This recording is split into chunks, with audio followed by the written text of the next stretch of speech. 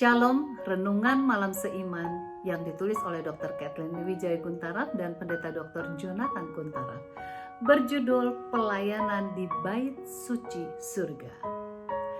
Dan ia telah masuk satu kali untuk selama-lamanya di dalam tempat yang kudus, bukan dengan membawa darah domba jantan dan darah anak lembu, tetapi dengan membawa darahnya sendiri. Dan dengan itu ia telah mendapat kelepasan yang kekal. Ibrani 9 ayat 12. Ini adalah ayat inti renungan kita pada malam hari ini. Pekabaran mengenai bait suci adalah sebuah pekabaran mengenai keselamatan manusia. Allah menggunakan pelayanan-pelayanan yang dilakukan di dalamnya untuk mengumumkan suatu pekabaran Injil sebagaimana yang tertulis di dalam Ibrani 4 ayat 2. Pelayanan yang dilakukan di dalam bait suci dunia adalah suatu kiasan untuk masa sekarang sampai saatnya kedatangan Kristus yang pertama kali sebagaimana yang tertulis dalam Ibrani 9 ayat 9 dan 10.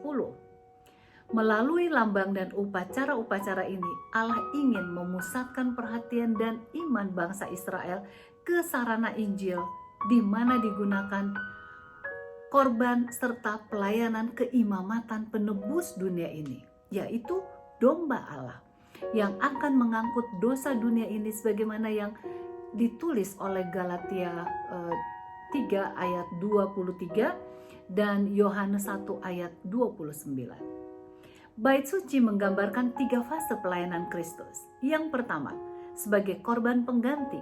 Yang kedua, sebagai pengantara keimamatan. Dan yang ketiga, penghakiman terakhir. Untuk renungan malam ini kita akan lihat bagian yang pertama, di mana Kristus melayani sebagai korban pengganti. Setiap korban yang dipersembahkan di dalam bait suci melambangkan kematian Yesus demi pengampunan dosa kita, serta menyatakan kebenaran bahwa tanpa pertumpahan darah tidak akan ada pengampunan. Sebagaimana yang tertulis dalam Ibrani 9 ayat 22. Korban-korban itu menggambarkan kebenaran-kebenaran sebagai berikut. Pertama, penghakiman Allah atas dosa.